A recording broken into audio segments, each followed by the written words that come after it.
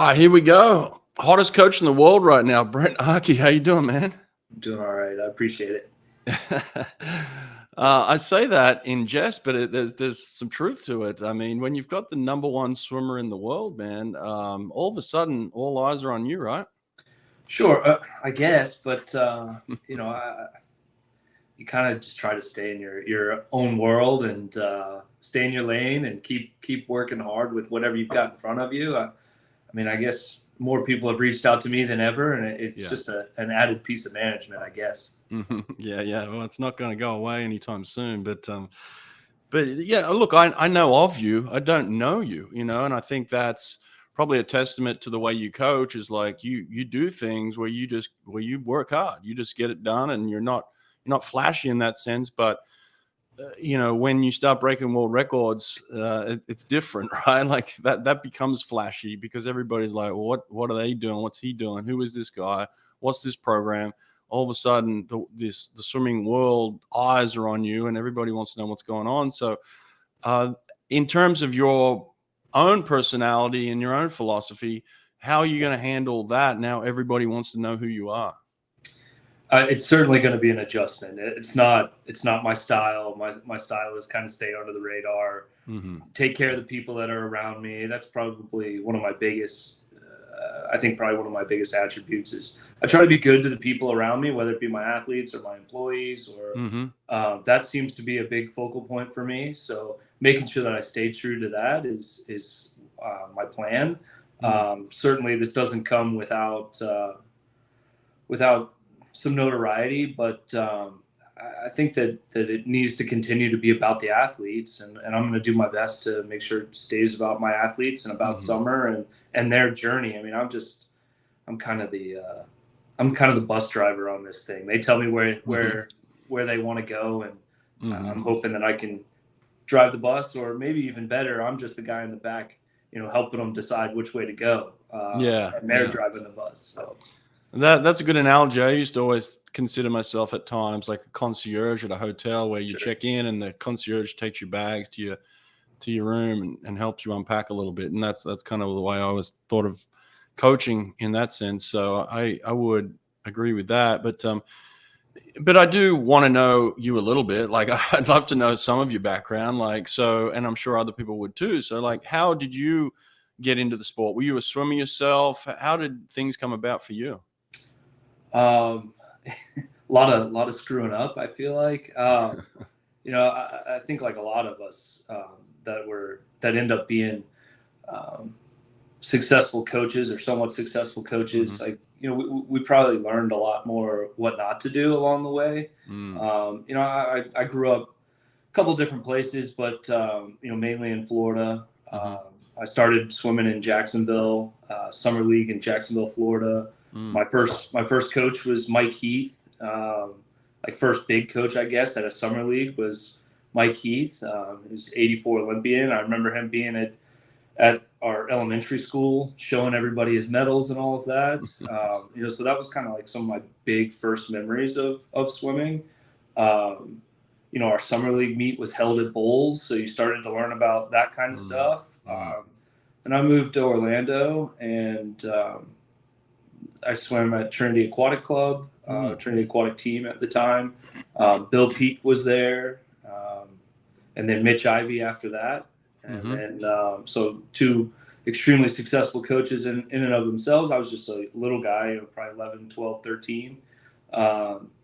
And then I swam for Clay Parnell out of, it's like the other side of Orlando, who, he's probably somebody more people should know about. He's had all kinds of great athletes come through his program. And then I went on to University of Alabama. I swam there for a couple of years. And as I tell people, I probably did, most of all the bad decisions that you could make. I've made all of those. Arthur Albiero and Don Wagner brought me in there. And then at that point in my life, I kind of needed to figure out what I was going to do. And I went home. I wasn't swimming anymore. So I went home, and my parents were kind of like, "Listen, if you're not going to swim and you're not going to go to school, like you gotta figure out something. You gotta get a job. You can't just hang out here, or you're gonna have to pay rent or something. You have to do something." I remember that talk. Yeah. We'll support you if you're going after something, but it doesn't really seem like, you know what you want to do. I was fortunate enough to have a car. I hopped in the car, went to Gainesville, kind of figured out my way there, and ended up, I tell people this story. I was working at Publix, and again, didn't really know what the heck I was doing. And for those people that don't know, Publix is a grocery store down here in the South. But were you a manager, or were you? No, I was stocking groceries, and somebody came and asked me like, "Hey, do you want to get in the managerial program to climb the ranks at the grocery store?" And I was like, "Oh man, I'm going to end up working at the grocery store for the rest of my life." And it just so happened that the guys at Gator Swim Club, I've kind of always been in swimming a little bit, whether it be coaching or working at pools. So the guys at Gator Swim Club were looking for a master's coach, and I took over the master's program, then started working with the age group program. Chris Oliver and Nancy Hennessy were running the Gator Swim Club at the time. And then that evolved into me working with the postgrads and Coach Troy, volunteering a little bit. And I did that from 2000, I think either late 2004, early 2005 until 2010. And then I got Steve Brown called me, asked me if I was interested in coaching at Sarasota. And, I was like anybody, I was making $800 a month or whatever. And I asked Steve if the job had benefits, and he said, yeah. And I was like, well, let's give it a shot. So I ended up down here in 2010, and I was probably like the third or fourth assistant at the time, and just kind of put my head down and learned as much as I could. I felt like I learned a ton from Coach Troy and Chris and Nancy. At that time I was coaching 8 and unders and then coaching with the postgrads. I can't stress enough that if people want to get into this game, I think that's the way to do it, is coach those two groups side by side or one after another. It really forces you to think about how, the progression of an athlete. Well, not many people get to coach an 8-year-old and Ryan Lochte at the same time. Sure. Yeah, sure. It's, it was quite an experience for sure. And then we've just kind of evolved here. This program's always been fantastic here at the Sarasota Sharks. It's been around since 1960. We've had some Olympians, and certainly had a great run over the last 15 years or so. And I give a lot of credit to the guys that came before me and have built this program. And then most recently, we split from the Y. And so now we run a facility, and I run a little business and a swim team. So that's awesome. It's a cool place to be. What a journey, man. Hey, a couple of things came up there. So you swam at Alabama and you coached at Florida. Are we cool, man? Are we okay? Yeah, I think I was certainly no threat to Auburn back then. I think I got lapped one time. Nate Knopf. Nate. I think I got lapped in a 500 free. So I wasn't a real threat to anybody. That's a cool story, man. Just your journey from grocery store clerk to coaching the #1 swimmer in the world. That's pretty amazing in a short span. But that's cool. I'm sure you learned a lot. Like you said, a lot of hard lessons there, which have taught you, which then you're able to pass on to your swimmers because you've got that experience. And these kids there's a lot coming at them these days, right? Like with social media and things that they have to manage. And we're seeing that in a lot of instances where kids are having struggles trying to understand all of this. So your experiences of struggle and effort that you've had to put in and just time you've had to put in, how do you kind of relate that to your group these days? Well, man, there's a lot to unpack there, right? There's, I think that, our generation still doesn't fully understand all this social media stuff. But I do think that we can teach them how to navigate tough situations and their feelings. And, but I think also with the social media thing, I think the thing that I'm finding is that this next wave, I don't know where it would start, maybe 15, 16-year-olds, like they're handling it better than maybe the last generation, or, you know, the 20-year-olds, the 20 because it to was so 25. new. I think so. Right, That's what right. I think is now it's become part of life. And I think that maybe they don't take it quite as seriously, and they're learning about turning it off. At least Right. that's what I'm seeing. Yeah. So I think there's an opportunity for these kids to be, I don't know, almost tougher in that respect. Tough's going to look different than maybe when you and I were growing up, right? Tough, because it has to change, right? Tough, you have to evolve with whatever's around you. And, you know, maybe tough was us doing crazy workouts or dealing with somebody yelling at us or whatever. Yeah. I mean, I think these guys have to learn how to handle their emotions and their feelings a lot more than we ever had to deal with. So I think certainly I think it goes back to having good relationships. I try to tell people that all the time. I'm certainly not perfect, but you know, I want my athletes to feel like if they do have issues, that they can come talk to me, and they know that I'm not just gonna just tell them what they want to hear. I think we're gonna have a hard conversation and talk through it, and lean into some of the tough spots. I think that's certainly something that we talk a lot about, is leaning into the hard stuff.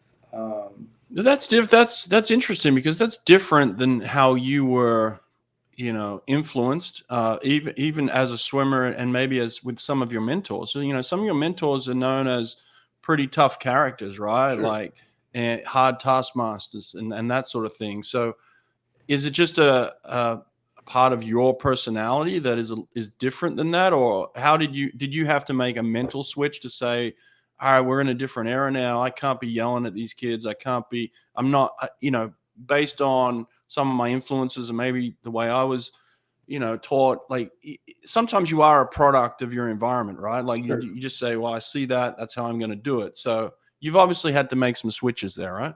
Yeah, and I think any good coach, that's what they have to do. I certainly have taken a lot from all of the people that I've worked with. And again, I don't want to pretend like maybe I haven't ever gotten on a kid or yelled and screamed, Yeah. but I certainly am much better about it than I've ever been. I think I've probably become more empathetic as I've gotten older. I think it helps when I have kids. You know, I think the kids are a big thing. When you start having your own run around, kind of changes your views on a lot of things. So I think that's been a, you know, getting married, having kids. I think that has certainly, I hate the word soften, because that's not really, I'd like to think that it's just made me a little smarter on how to use my energy and emotion, and maybe be a little smarter about how I go about doing it. But certainly high expectations. If you want to be good at anything, high expectations come along with it. And there's going to be some people that's not okay with. And we've I think right now, I feel like we found a good place where everybody understands that we're expecting a lot around here, and that it's not personal. I think that's the key, is it can't be personal. We've engaged in a, you know, so-and-so's come in my office and given me a goal sheet. To me, we've engaged in a contract, and that contract on my end is to do everything within my power to help you get to that goal. And it shouldn't be a real it is a personal endeavor, but what I'm trying to do is not personal. If that makes sense. Yeah. No, that makes a lot of sense. You had some dealings with the pro group at Florida when you were there, and now as a club coach, you kind of stepped back from that level, but now you're seeing it with kind of an Emma Wyatt and now into a Summer McIntosh. You've got the best in the world. Like, these girls are top of the top. So is it more common for girls to kind of hit that peak a little earlier, and so it's more common that you might see it in high school with a girl than a guy, kind of thing? Yeah, I mean, I think so, but I guess history will tell you that that's probably more common. Doesn't mean that it doesn't happen with men. I mean, we've had some boys that were at the top end of Olympic trials and getting on national level teams, not just junior level teams. But it feels like women are probably more the rule on that. I think really it's just a lot of my job is I am a believer that if you've got somebody who's ready to go, don't hold them back. And so that might be controversial for some people, but I think it's a crime if you hold somebody back because of this rigid philosophy that you have that they have to be 20 before they can be really good. There are some people that don't fit into that mold. And why would you? I mean, I feel like if you've got somebody like Emma or Summer, the swimming community wants that, right? Part of that's my job to give that to the swimming community. So yes, I feel like maybe it's more common with women, but I think the big thing for us is if you've got somebody who's ready to go, don't hold them back. Right. You come from a state now that is known for its work ethic and its kind of the idea behind yardage is very prevalent, right? Like how much yardage are we doing? Florida is known as a kind of a yardage state, right? And all of its coaches, I think, in the past. So how much of that weighs into your program in terms of like, this is how much we have to do in this program? Do you consider that now? Because I know swimming has kind of shifted and evolved into more of like race pace training, and there's all these other kind of philosophies that are coming out based around more high performance. Whereas it used to just be high performance was how much yardage can you do today, right? So what's the blend for you? Yeah, well, way oversimplification, right? We talk a lot about swimming slow correctly, swimming fast correctly for as long as you can, and then swimming really, really fast correctly. That's kind of our three, again, big oversimplification there. Would I say that we're low volume? Probably not low volume. I don't think that we're like the highest volume on the planet. I'm not going 100 grand weeks like a lot of people have done. Right. We kick a ton. It's something I take a lot of pride in. We're getting 2K kick in every day, and some of it's really, really hard. Why? Why do you do that? Well, I think one, it's an easy way. If your goal is to get in shape, or I don't like swimming volume just to get in shape. Like that doesn't necessarily make sense to me. But man, if you can kick 2 grand, and that's 40, whatever you're doing, it's probably 30 to 40 minutes worth of a set. You've got your heart rate up the whole time, and you can get yourself in shape kicking. Also, I feel like speed comes from your feet. If you've got people that are really good kickers, Emma is one of the best kickers I've ever worked with. You're going to finish a race better than most people if your legs are ready to go. Right. So I think it's an opportunity to train without breaking down your strokes. And it's also beneficial for the back end of races. Kicking is really, really important. So. How would you break up your kick if you're doing, like you said, two grand a day, for instance? Are you doing longer kicks? Are you doing short, fast kicks? Are you doing repeat 100 type stuff? How do you do it? I take a lot of pride in trying to mix it up because again, a lot of the kids that I've got, they're developmental. Actually, everybody I've got is a developmental athlete, right? So my part of my job is to expose them to different stuff, whether it be, usually the cycle looks like something a little longer. Maybe we'll go a set of 200s or 400s where we're variable speed kick, fartlek kind of stuff back and forth. One day we'll go some underwater kick focus, and it might be, a ton of 25s that we're just changing intervals around, going underwater fast. And then some days it's just, we're going to get on the board and we're going to kick really fast, whether it be 50s or 100s. We tend to, for some reason, I end up coming back to 150s kick, trying to be as close to your 200 swim time as possible. That seems to be kind of my go-to for quality kicking. I think a lot of people do 75s, trying to be your 100 time goal kick kind of deals. How would you do that? What kind of set? What would it look like? I think one that I've shared with some people before is go like 4 rounds of 3 150s. And the first 2, maybe the interval long course, maybe we're going like number 1 on 3, number 2 on 2:45, and then number 3 is all out, trying to be as close to your best time as you can. I do a lot of stuff in sets of 4, so you can mix up strokes or go one of each stroke. And the IMers are certainly trying to be as close as they can to their best 200 swim time. I love it. So a lot of stuff like that. Just the kicking's super important to us. Yeah. Now, when you're breaking up your groups, obviously now that you got Summer, how do you challenge her? How do you put Summer in positions where she can be pushed in that sense? Well, we're real fortunate. We always have some good kids down here. So whether you've got men who can challenge her, she's got a group of boys that are, I've got a guy who's 2-minute 200-meter fly, 159 200-meter fly. I've got a boy who's like 8'12" and 200 200-meter back. Wow.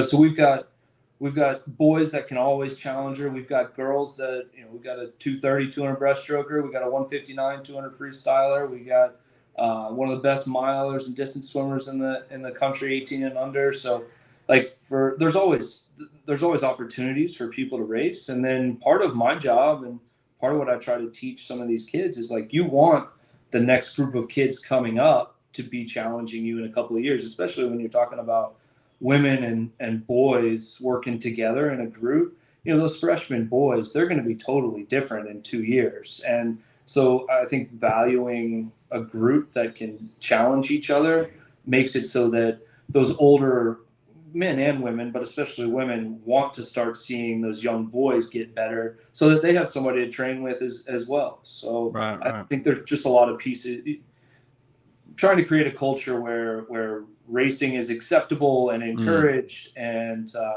but also trying to be as supportive as possible along the way. So. Nice. On that aspect then, so you coached Emma Wyatt, who ended up winning the silver medal in the 4am in Tokyo, and now you got Summer. Do they have any interaction at all? I know Emma is at Florida now, I believe, but do they mix at any point? Not at this point. Okay. If Emma comes home, I'm sure that we'll have some days together. But she's very happy at Florida and loves what she's doing up there. And to be honest, she had been with me since she was 13 years old. So it's okay for people to move on sometimes, and I certainly will be here for her if she needs a place to come back to, or she needs a sounding board. Nesty's great; he's always calling me and using each other as a sounding board. But no, they haven't really crossed over much. Nice. I want to just touch on some drills because I know coaches love to hear about drills. Could you give me a specific drill that you might do for each stroke that coaches could take away? Yeah. So you kind of fed this one to me a little bit, but so my brain kind of works in themes, and so I'll kind of give it to you a little bit that way.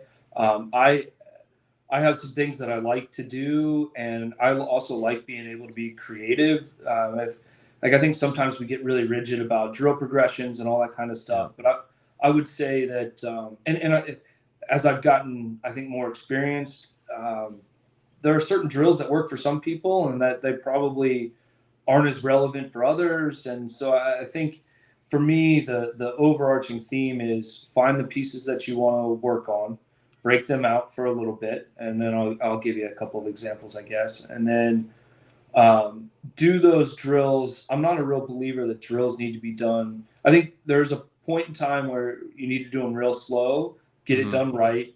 And then I think there's some sort of intensity to it is probably better than zero. Yeah, I agree. And then I think putting a little bit of resistance against the drills to make sure I call it sticking, do the drill, do it well, put some resistance against it. And it doesn't need to be anything crazy, whether it be parachutes or sponges or whatever you use, light resistance, and then put it into work on some 25s of stroke count. So that's kind of how my brain works on almost all of the strokes, maybe a little more tempo driven on backstroke as opposed to stroke count driven on backstroke. But I wouldn't say I have a whole bunch of drills that we do. We kind of stick to a couple, and like I said, turn it into stroke count stuff. So for fly, I'm pretty basic. We do some underwater recovery, and then into single arm. That seems to be seems to be our kind of two that we come back to. And what do you mean by underwater recovery? Explain that to me. So I think probably people call it 100 different things. Stone skipper, I've heard it called a couple of different things. But so stretching all the way out, recover, normal pull pattern, finish through the back. I think I saw Bob talking about something, and then recover back underwater. Gotcha. Okay. And I think playing with the snorkel and not with the snorkel is good. It's kind of good with a parachute too, right? Sure. And so playing with the breath and how the breath sits on top of the water, those are kind of things I'm looking for. And then how the hips kind of connect to everything else. And I think what I'm learning with fly is some people need to be a little flatter. Some people have a little more undulation. The guys that have a little more speed tend to be a little flatter, it seems like these days. But I feel like, again, to go back to my overall ideas are, like, I don't want everybody to fit into this one idea of how we swim, because not everybody's going to be the same.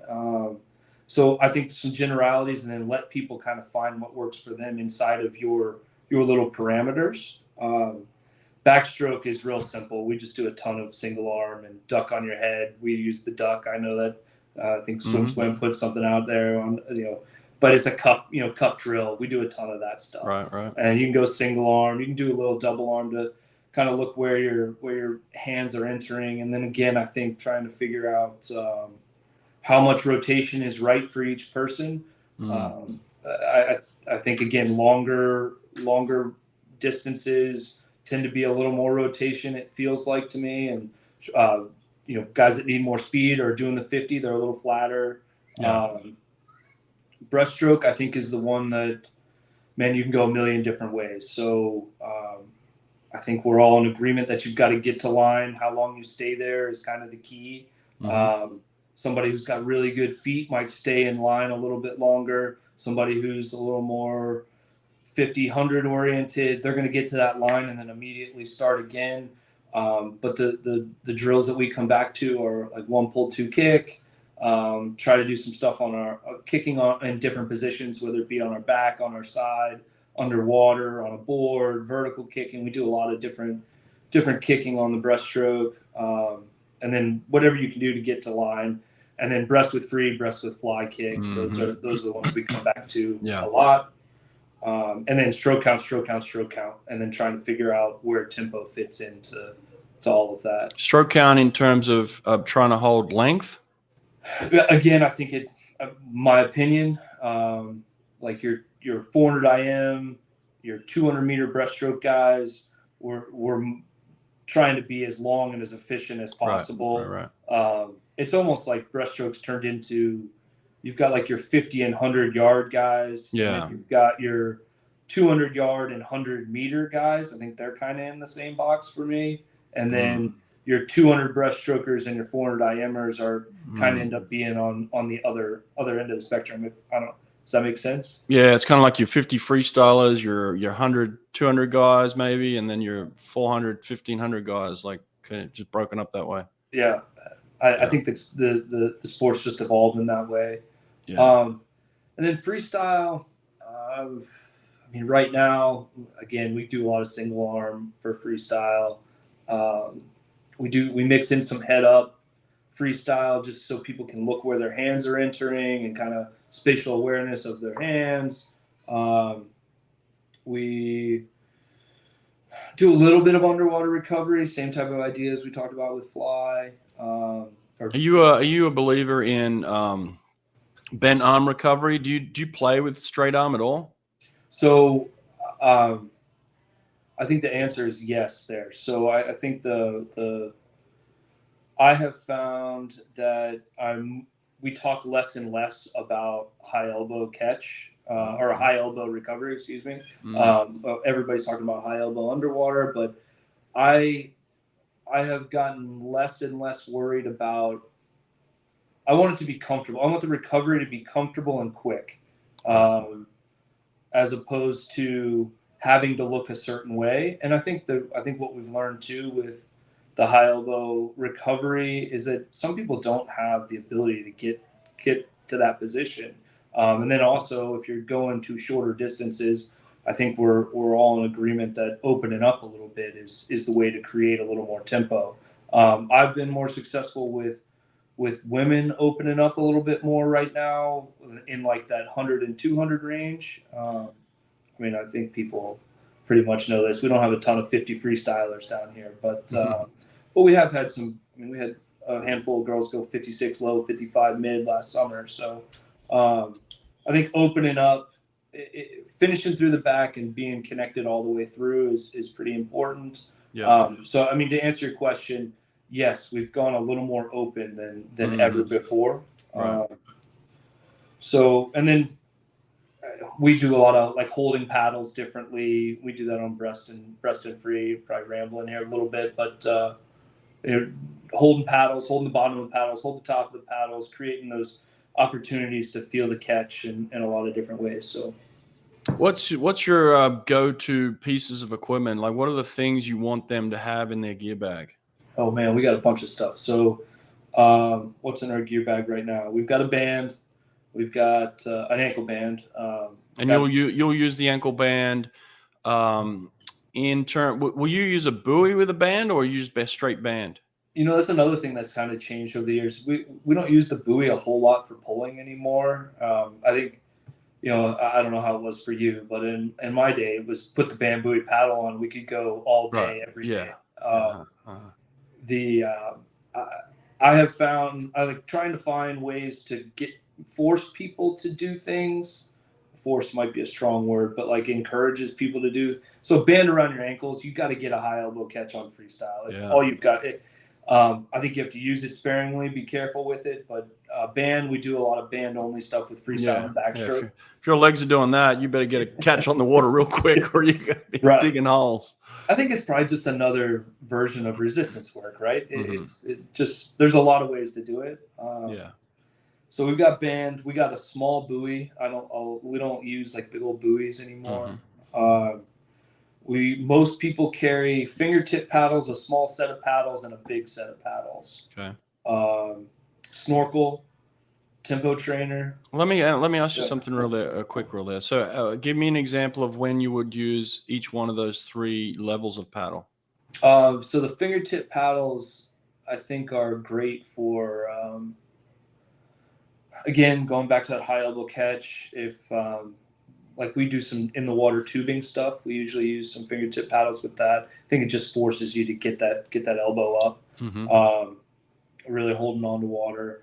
I like it on breaststroke. Really helps you get into the corners on breaststroke. The smaller paddles, I would say, this is a broad stroke here, but would use them for something other than freestyle. You know, the smaller paddles, something other than freestyle. I'm not anti using paddles for strokes. I think you need to be careful with it, but there's some real merit in the paddles with no wrist straps, being able to enter the water real cleanly, whether it be freestyle or fly or backstroke, and then listen to the feedback of the paddle. If the paddle's moving all over the place or falling off, you're probably missing something somewhere.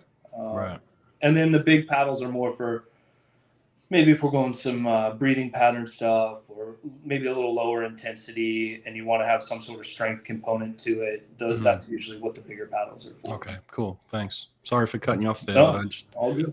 Yeah. So keep going with the gear. You're up to tempo trainer. I think that's the last one I had. Would you use that for all strokes on tempo trainers? Again, I think that's one of the pieces that evolves as you move through the program. I think when you get to a certain level, we can start getting real specific on race statistics. I mean, I think the hard thing for most of the kids that I work with is they're growing and their bodies are changing, and so you got to have some things that you go back to. Yeah, I remember a kid a few years back, ended up being a great swimmer at Purdue. I remember about every 6 months we'd have to like slow down and break down the stroke again because he'd grow an inch or two, and just strength has to catch up. So I think some of my job is be patient with some of that stuff and be aware of some of that stuff. So my point in all of that being the tempo trainer, I think for me is reserved for teaching like underwater kick tempos, or trying to get people to kick faster. We use it a lot there. But then also as a person gets to a pretty high level, I think we can start messing with maintaining tempos throughout a 50 all out or 100 all out, but I think that's a fairly high level thing for, I'm probably not having a freshman boy who doesn't know how many strokes he's taking. We're not putting on a tempo trainer and talking about, maintaining a tempo all the way. Right. Okay. What about resistance work? Do you use any type of racks or buckets and things like that? We've got them all, and I kind of use them intermittently. Well, that's not fair. We certainly have a purpose for using them. For whatever reason, I come back to mainly tubing and parachutes. And then when I get people that are a little older, I end up putting them on the towers a little bit more. Okay. And then also, I think if I start finding somebody who truly is like a 200 down, 100 down kind of person, I use them a little bit more. But most of the time in our program, that's not till later in your high school career. Right. Because I just find so many times where people that came to me as a 100 breaststroker might end up being a really good flyer, or it just changes a lot. So yeah. I'd answer that. What about fin work? How do you feel about fins? Oh, left that out of the gear bag, right? Short fins only. Fins. Yeah. Okay. We use some socks as well. That's probably something we go back and forth to. Fins, we certainly use for speed stuff, over speed stuff, where we're trying to be, faster than race pace, or maybe they're a little sluggish and need some gear. I mean, we certainly do a lot of that stuff. That's probably where fins are used the most. And then depending on the time of year, if we're kind of in a more volume oriented, I might sprinkle in fins just to kind of take some stress off of them. But that's how we utilize fins most of the time. Right. I want to get to this then. So I was lucky enough to be on the 2004 Olympic team and got to witness firsthand this so-called race of the century in the 200 freestyle at the Olympics, in the men's event. You had all the top guys kind of coming head to head here, and Ian Thorpe ended up winning the event. It was just one of those classics, and I think that's kind of what Paris is shaping up to in the 400 free. It seems like, and may even be in the 200 itself as well. But like, certainly there seems to be this race of the century brewing on the women's side with Summer and Titmus and Ledecky all at one point having the world record in the 400 free. So how are you feeling about something like that, building towards something like that? I mean, I think I've been on the record a couple of times. There's no lack of expectation or stress on my end when you've got somebody like Summer in the pool. But she and I talk about the beauty of where we're at right now. She's a 16-year-old girl. We get to have fun with trying to find what the next layer is and what the next wrinkle is. So I think she really is not afraid of the race. She's not afraid of getting after it. I mean, I think that's the beauty of some of those swims that she had. She's pretty far out there doing it by herself, and she can really take it to another level without having somebody in her face. So I think that it'll be interesting to see what happens when all of them are in the same race. And to be quite honest, there's probably going to be somebody else who starts getting under sub 4. I would think. There was the young lady out in New Zealand. She just went 4 minutes. There'll be a Chinese lady who's getting well under. So I mean, I tend to agree with you that there's certainly a heat brewing. But I mean, I think Summer and I have talked about it just kind of being fun. At the end of the day, that's what this thing is it's finding the opportunity to race and challenge yourself to see where you're willing to go, where you're willing to take your body, where you're willing to take your mind, And I think that all those girls are kind of that way. It seems like, I mean, I don't know Ariana at all, but it seems like they're all gonna give it everything they got. It could be a lot of fun. Why don't we do this then? Why don't we take the heat off the swimmers? Why don't we take the focus off the swimmers for a second? Why don't we put it on the coaches? Okay. Dean Boxall's one of the most competitive men that I've ever met, and I don't know if you've seen my podcast with him after the last Olympics, but we kind of went into some depth there in terms of his own philosophy and the way that he gets his athletes ready. So, you're really up against Dean Boxall as a coach as well. So it's like a head-to-head battle, like with this Australian coach and American coach for this supremacy as well. So, like, do you see it as a battle between coaches as well? I mean, I guess so, but again, I don't want to be cliche, but it's like I can only worry about so much, right? I can worry about what's in front of me, what we're doing day to day, and I think that you can get yourself in trouble if you start getting too far ahead of yourself. Like, hey, we think this person's going to be going out fast, and you should know about all of that stuff.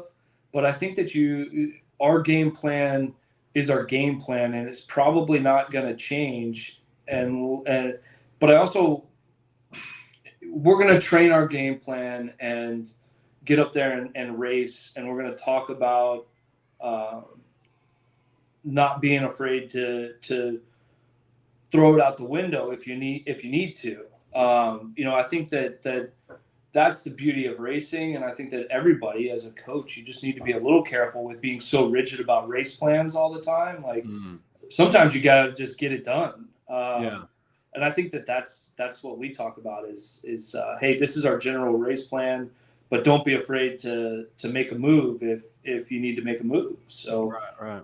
And I think when you spend too much time worried about what everybody else is doing, it just takes away from what you're trying to do day to day, if that makes sense. That's not a real sexy answer, I guess, but yeah, that was just me trying to put two coaches up against each other. That's all. What about this then? So, like, you're in kind of uncharted territory now because you've got Summer who's broken these world records, right? So both of you are now in a position where you're trying to do something that nobody's ever done before, but at the same time, all you're trying to do is your personal best as well. So it's like, how now do you look at Summer and say, well, this is how we get faster. This is how we make improvements, because improvements in Summer now are chunks of world history, right? Like she's moving the bar forward every time she does a personal best now. So how can this girl get faster? Well, I think some of that is driven by her. She and I will sit down and we'll break down the races, and we'll come up with a couple of things that we want to work on. And ultimately, that's up to her to go do. Like, I can give the sets and I can remind her and I can get on her about it. But that's kind of the beauty of her thus far has been, hey, these are some things that we want to work on. Let's go spend 6 weeks working on them, and then we'll evaluate. And she's been really, really good about that.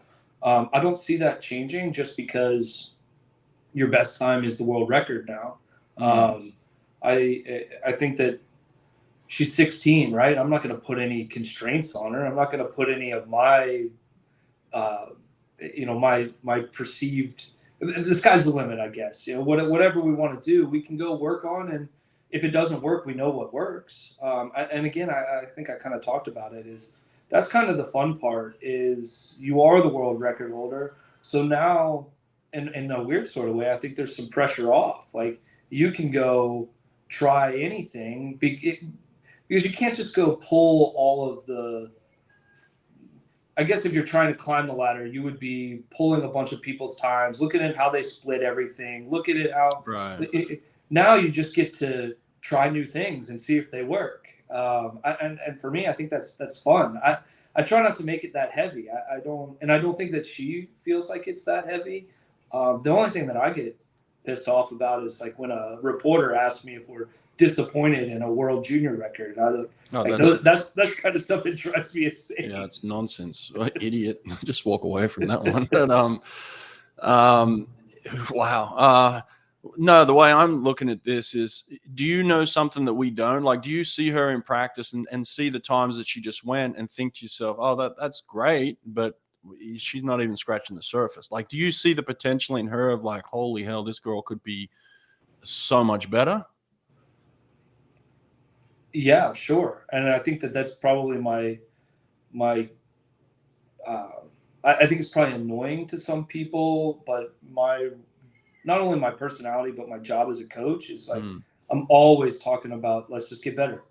Like, and I've kind of said it over the years, like, even if you break a world record, we're going to celebrate it. And then we're going to break it down and find a way to get better. Like, you should always be of that mindset that we're going to find a way to get better. The second that you've decided that you're on top of the mountain and there's not another level to go to, that's when progress stops. So, I mean, I really feel strongly that my job is to keep the mentality, and I believe it. It's not just a show. Like, there's always another place to go. There's always something to get better at. And I certainly feel like she has things that she can work on and get better at. Yeah, I did this interview with her last year, and I was just blown away of like how present she was with who she was and what she was doing. And I've got this quote out there. I've got this clip where somebody asked me, "Hey, I'm 15. How do I get better?" kind of thing. And I was just like, "Go listen to Summer McIntosh talk. Like listen to what she's saying." So from the coach's perspective, what are some of the things that Summer does that anybody could really do if they were committed to doing it? Well, I think the best thing for her, or the thing that I can say about her that is kind of her gift is, sorry, we've got like swim lessons running out here. I don't know if you can hear. She has fun. She has a lot of fun doing it. Even on the hard days, she has a lot of fun doing it. And I think that, what do you mean by fun? Like, how do you define fun? Yeah, fun. She's got like a crazy look on her face. Like, Yeah, she really likes the racing aspect, whether it be like with the boys, with the other girls, with like, she likes the racing aspect of it. Okay. She embraces the challenges. Yeah, when I challenge her, it's kind of a smile on your face and go to work.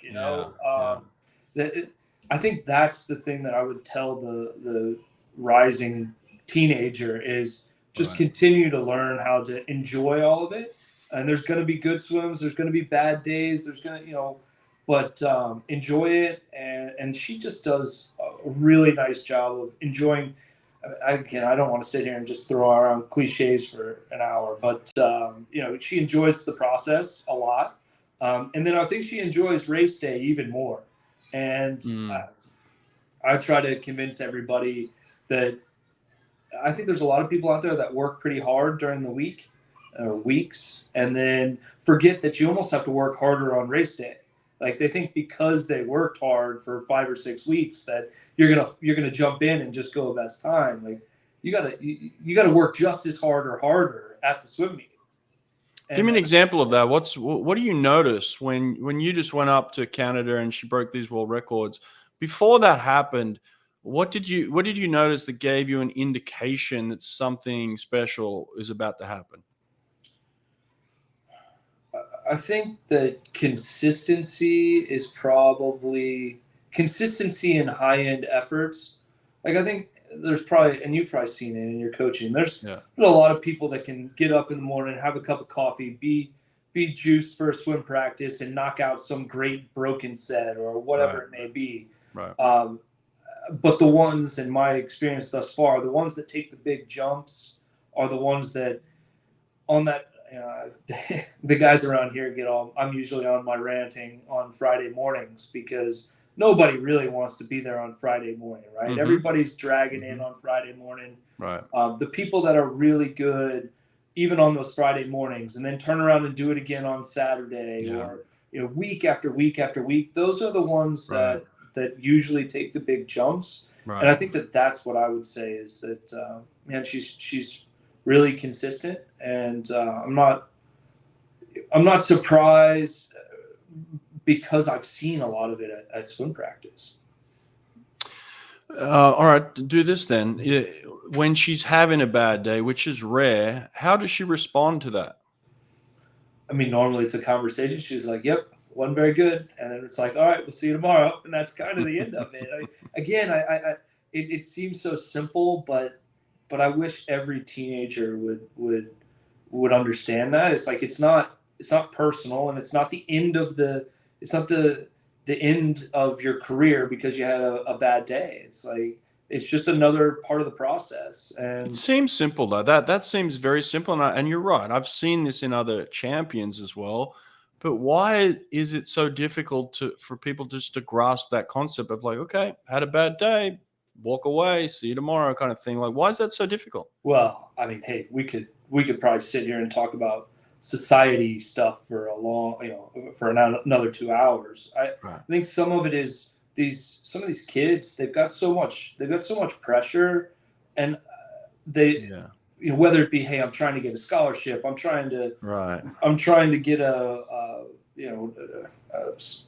my grades have to get up because I've got to get into X school, Yeah. or hey, I've got to have extracurriculars, so I'm running out of time throughout the day, or Right. Well, my parents expect me to swim this time. right, or my favorite one, and I'll probably get in trouble for this one, is like the college doesn't want me to come on a visit until I go 1:45 or whatever it is. So now I'm all stressed out about going 1:45, and it's like the I think that they forget. Well, again, another cliche. You're focused on the outcome instead of the process, right? And I Right. think Right. if you become overly focused on that outcome, and you believe that every practice is either a step towards that goal or a step away from that goal, I think that's when you start missing the big picture. I just had Vern Gambetta on the podcast, and this was kind of part of his philosophy and what he was talking about. And so I know he's on the pool deck with you quite often, almost every day. But so, what kind of influence is Vern having on the program? I mean, Vern, probably the most influence has been on me. I've been working with Vern, I think, almost 12 years now. Oh, wow.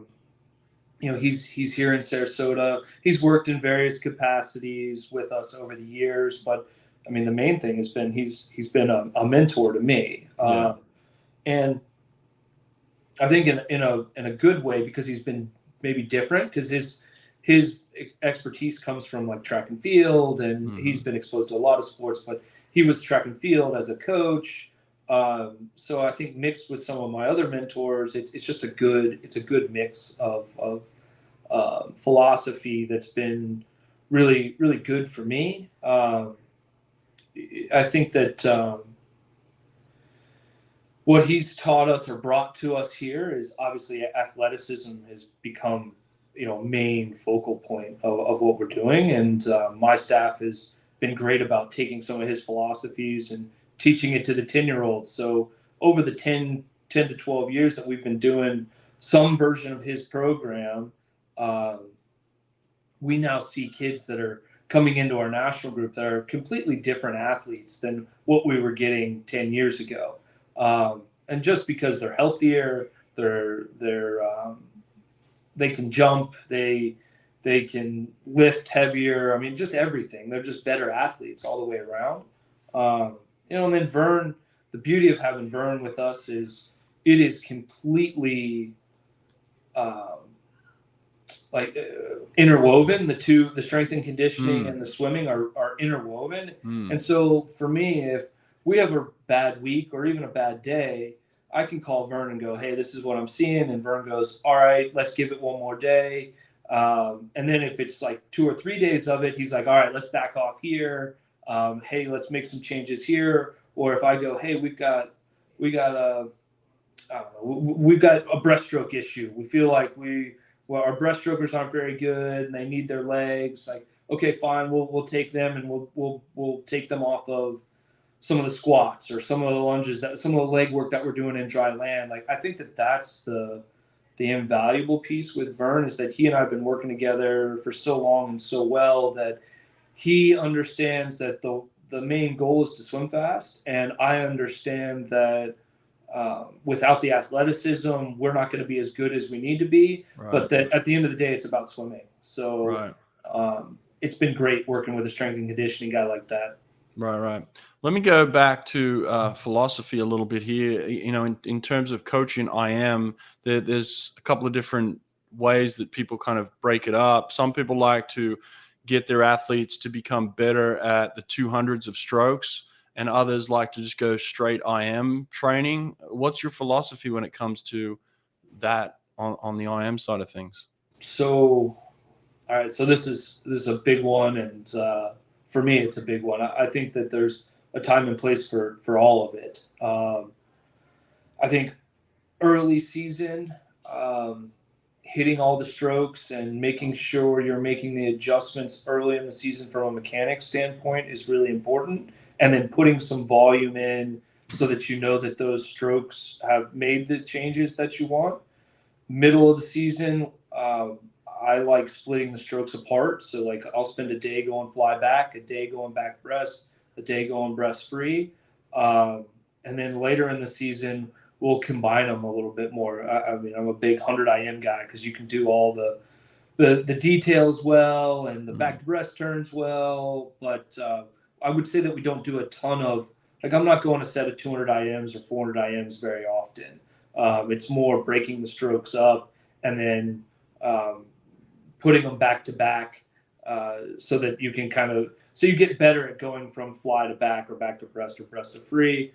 But also if you've got, and again, I think that some of it is just developmentally, our program wants people to be as well-rounded as they possibly can, especially when they're young. I think spending a season working on a stroke is there's no problem with that, you know. Right. And that doesn't necessarily mean it needs to be your weak stroke either. Now, I do think that at some point you're going to have to spend a good block working on your weak stroke, but it might be that you need to spend a whole season working on your fly so that the front end of your IM becomes more efficient and you can be even faster on the back end of it. If you can make that fly easy, it gives you the ability to do be even better on the back half. And I think that takes time to train.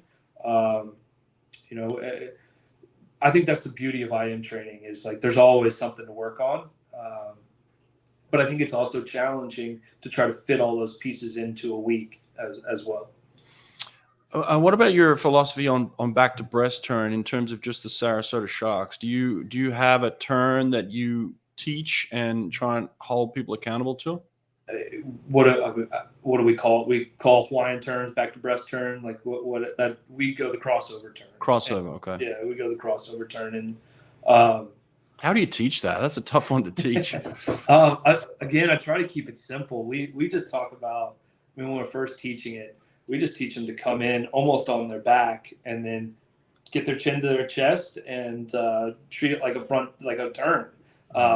That's not very. It doesn't look real good at first, but then you just start teaching them how to do it fast and keep their face dry when they're doing it, and it just evolves. I think it's one of those things you just got to do, and you need to see it too. Like you need to see it done well too, right? Like use people as examples. Absolutely, and again, I think a lot of these things, the beauty of what we have here is we got a great staff.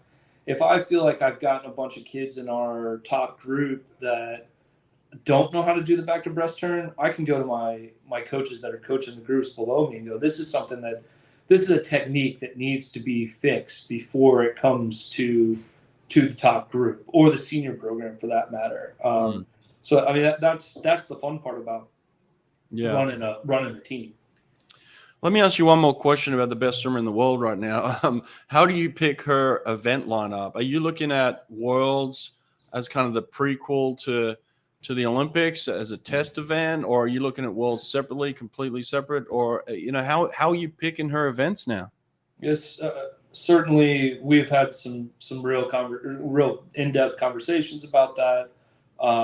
For us, it certainly is a process looking at the Olympic Games and then working backwards from there. That doesn't devalue anything along the way. It's just managing an event lineup that could be fairly large is probably the focal point. Is like we got to get used to being able to go multiple swims in a day and a night, maybe even 3 here or there when you start adding in the relays. You know, and making sure that the semifinal format is something that we can manage.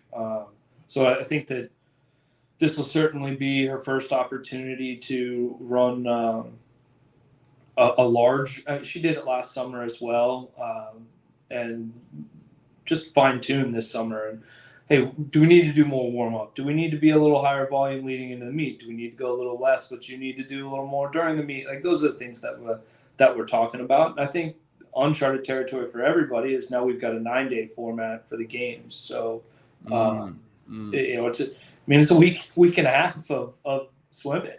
Resting for 9-day event is uncharted territory for everybody. So yeah, I was lucky enough to be on the pool deck a lot to watch Michael. You know, I was there in 2008, I was there in 12, I was there in 16, and I was impressed at every one of those, obviously. And the commonality, I guess, when I watched Michael compete back-to-back events is I saw him and Bob have a system. And, you know, Keenan Robinson was involved. There are other people, you know, Jack Roach was probably involved. So there were people, he had people involved. So Bob didn't have to be the one holding his hand for everything. But sure. The system was basically like warm up, compete, immediately warm down, relax, move on to the next race. It was just like this system of like boom, boom, boom, boom, boom. It was just like, that's how they, you know, rinse, wash, repeat, you know, kind of thing. It was like, sure. Is that Summer's philosophy too when she's doing these back-to-back events? Is like, do your event, leave it, move on, next one. She's really good about business time. She's also really good about when it's not business time too. I think that's a skill that, you know, turning it on, turning it off. Yeah. But when it's on, she's very good and she's very diligent about what she's doing. We of course always have some things that we'll talk about and tweak, but she's also. I mean, I probably should have said this earlier on. She's been taught very well throughout her career too. I mean, she's had some good coaches along the way, sure. And they certainly have had a significant impact on her. Right. And so, yes, she's very good at managing game day, and better than most 16-year-olds, that's for sure. Yeah. No, I've said this to a bunch of people. I'm like, the interview I did with her last year when she was 15, I'm going to look at that 10 years from now and be like, wow, look at the career of this girl. I mean, it's just so exciting. And I hope she feels the same way of like looking back on some of those early interviews when she was younger and just being like, look where I am now and look what I've done. It's definitely going to be one of those pinch yourself moments of like, wow, what a progression, you know, how exciting, you know? I totally agree. Yeah. Well, this is going to be part of the history too. So, Brent, I appreciate you taking the time to kind of let us dive in here and kind of pick her apart and pick your program apart a bit. And hopefully you've kept some stuff that, you know, is just between you and her, which is none of us. We're still scratching our heads trying to figure it out. How is this girl so fast? But you're doing great work, man. And so you've obviously got your own system and your own people around you. And you've got your program to a place where I'm sure a lot of people are going to want to come and be part of it in the future. We talked about this very early on before we hit record here. Just from your own personal standpoint, now you're married and got kids and running a club program, and you got coaches and you got all things going on. How do you personally manage now having the best swimmer in the world and then having to travel with her and be everything that she needs her to be, but also at the same time managing all these other things? This is a coaching life question, you know? Well, again, I'm not sure I've got it all figured out, right? I'm not going to sit here and tell you that we've got it all figured out, but I'll tell you what I think is we're doing well at this point. One, I've got a wife at home that supports the heck out of me. That helps. Two, I've got a staff that supports me 110%. And I've got guys that could be head coaches pretty much wherever they wanted to be, and they want to be here, and I'm very thankful for that. Three, we've had some build up to this. I mean, we've had lots of junior team guys, we've had lots of national team guys. Emma certainly paved the way for this, so that we've navigated some of this before. It might not be quite on quite the level that Summer's at, but I have been given the opportunity to learn how to navigate this, and be appropriately stretched every time I'm challenged again. So I think that I can't undersell everybody that I've got around me. That certainly helps. And then also a program that wants this kind of stuff, that the community values somebody like this in our program, and the program values somebody like this in our program. So I think that helps. I mean, I'd be lying to you if I told you that it's not hard. I've got a 6-year-old and a 4-year-old at home, and when I'm gone for a month, like they're different kids when you come home sometimes. And I mean, I don't want to sell that as anything other than what it is. It's hard sometimes, but this was the life that I chose, and I'm not going to sit around and be upset about that. But I think that it makes me value the time that I do have at home when I have it. And I talk with my wife a lot about it. I think there's a lot of people that travel a lot for their jobs. Maybe they don't do it in the same blocks that swim coaches do, that international level swim coaches do. But I think it's also good for your kids to see you working hard and be passionate about something. And that I certainly am. So, does Summer and maybe even yourself have the expectation between now and Paris that you're going to be on the pool deck for every swim meet that she's at? We have talked about it, and again, one of the great things about her is she could do it without me. And I certainly am not going to try to make me be a absolute. An absolute in her success, like that. Right. That's not my job. Okay. Now, would I love to be there to celebrate her success and help her when maybe stuff doesn't go exactly as planned? Yeah, absolutely. And I feel that way about all my athletes, and I hope that my coaching staff back home, they do the same for any of the athletes that they're working with. Is you want to be there for the highs and the lows. That's what we're really there for. But also Summer and her family are they understand that I've got a club to run too, and they've been supportive of both, being there and not being there. So, did you get selected on the World's team for Canada? They are taking me. I don't know exactly what my title is, but I think I'm a personal coach or personal support personnel, I think is what my actual title is. So. And we'll let the foreigner in completely. Are you expected to be there, for the training camp and then also for, the event itself? So I imagine that's kind of almost like a 3-week block, or maybe even a month right in itself, right? Yeah, I'll be there for that 3-week block. And we talked a lot about that, having the opportunity to talk about or work through that before we get to next summer leading into Paris. Trying to do that run is important, and trying to evaluate that is important. Are there any meets between now and Worlds that you can identify that you guys are going to be at? Yeah, I mean, we're going to go to the Atlanta Classic next month. Atlanta at Georgia Tech. I think Swim Atlanta hosts a meet there.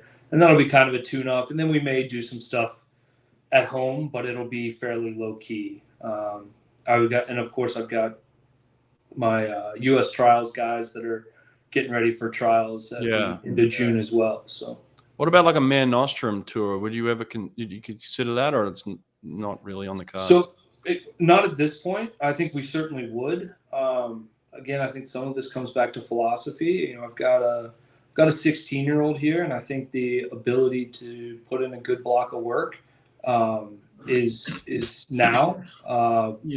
There probably will be a time and place where getting on the blocks and going back-to-back meets and back-to-back events will be important, but just feel like the things that we've identified that we want to work on over the next year and a half are I think it's going to take a little bit of work, and I think putting in a block of work now is is what we've agreed on. So yeah, that's another question that I did have. You do have a 16-year-old. So what is she doing outside of the pool? Obviously, you don't want it to be all about swimming because the pressure that's going to build between now and Paris is going to be immense. So you want to have her to have this breakaway, this mental breakaway. So what is she doing outside of the pool to manage that time of her life?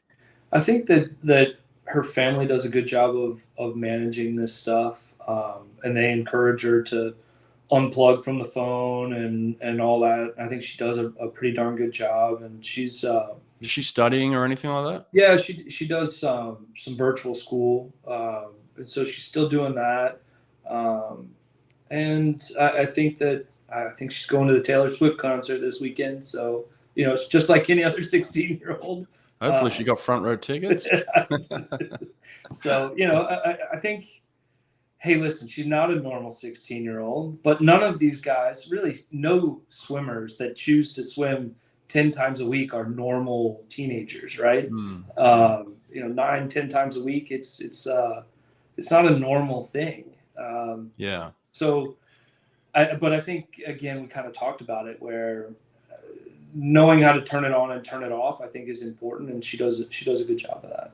That's good. Well, listen, I mean, look, there's guys like me out there talking about swimming all day. That's all I do these days, just talk about swimming. I think it's a good thing. It's good. It's good for swimming, but you've also got to be careful what you say and how much you do talk about it. And there's a lot of people talk about what time people are going to go and how many gold medals they're going to win, and this like that. That can get very noisy. But I see the importance of it, because if we're not talking, then swimming's just not talked about, and that's like. But if there are people talking about swimming, great. But they tend to focus on the wrong things at times, and so that can get a little messy. So I would, obviously, give some advice to you and Summer of like, it's great that they're talking about swimming. Don't listen to everything they're saying all the time, but at the same time, you've got to be of some awareness too of like, you got the best swimmer in the world right now, man. Like, and that's not going to change between now and Paris. And so there's going to be a massive spotlight on you and her. And I just warn you to be ready of that, because everybody's watching now, man. And it's exciting. That's a good thing, right? But it's also a warning of like, be careful with that too, Well, I appreciate it. I have a group of coaches that I always joke they do a great job of making sure my head will always fit through the door, and I don't start believing I'm a lot bigger than I really am, and also they support the heck out of me. So between my staff, my family, and I've got a support group of coaches that are great.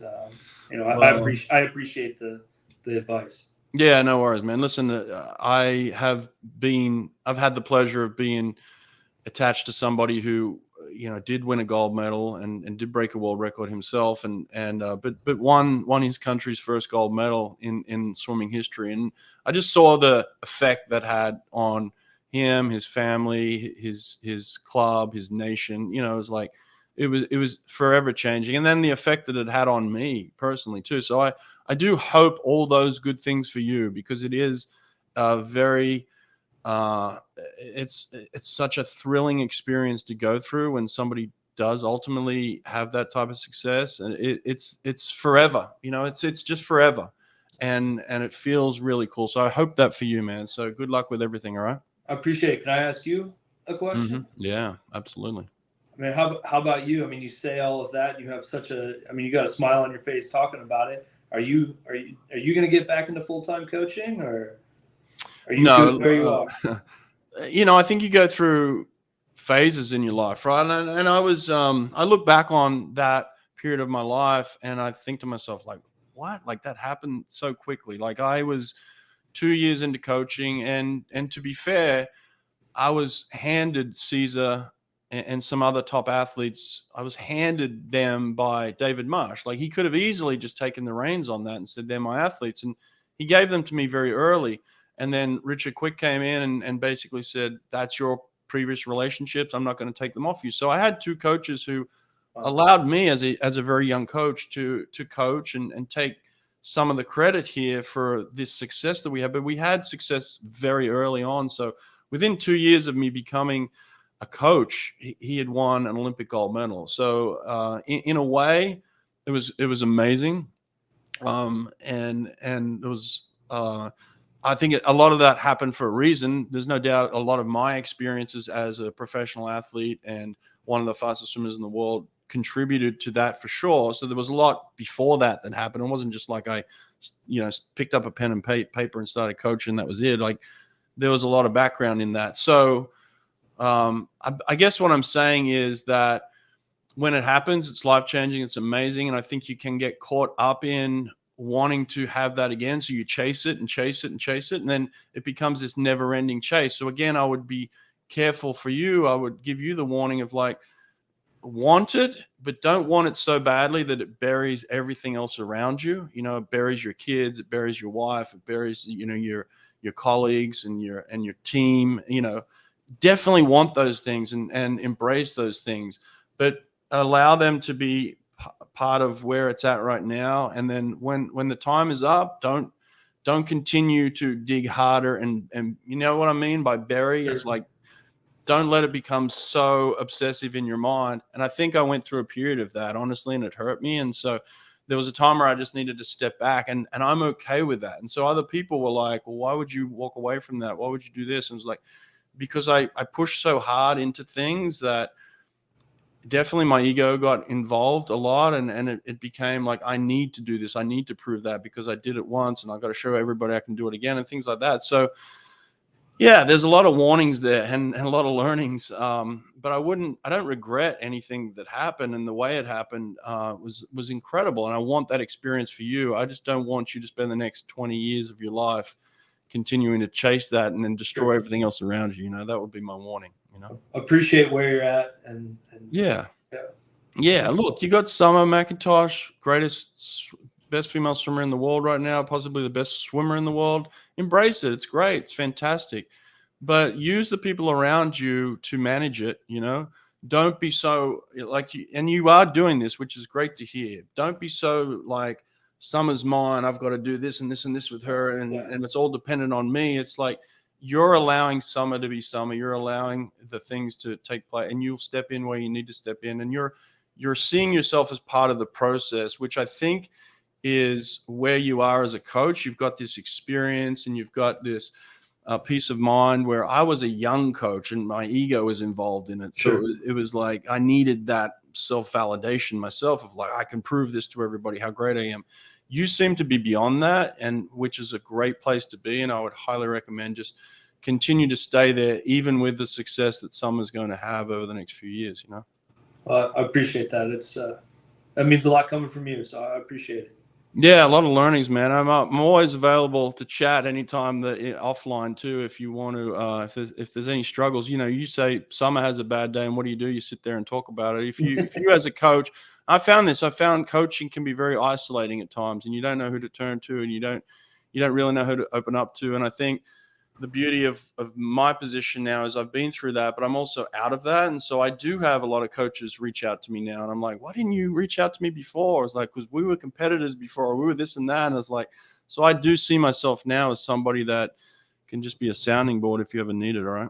Well, that's cool. And hopefully people make it this far into the podcast, because I think that's good stuff for coaches. I mean, that's great stuff for coaches. We need it, man. We need it. And, there's plenty of stuff that you can read out there of all the things that we're doing terrible. All the places where there's a lot of talk about, the negative of swimming. And I want swimming to be the positive. I see the work that you put in. I see the sacrifices that your family make, and I want us to have a place where, as coaches, we can support each other in that, right? Not break each other down. Sure. That, agreed.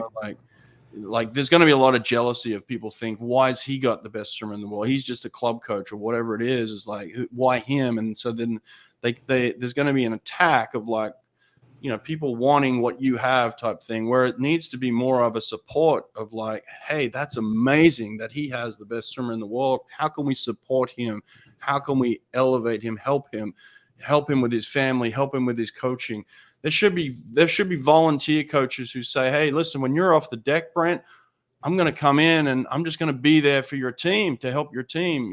That's the type of support that we as coaches should be offering each other Or it should be a system where people around you say, hey, Brent's gone for a month. How can we help his family? We'll bring dinners to the family, whatever it is, that support type stuff. It's like, that's so important, where you just don't feel isolated in this whole experience, Yeah, and I certainly feel pretty blessed that I've got that around here. I mean, I'll share one. I told somebody this. We got time, all right? We got time. We got time all the time in the world, man.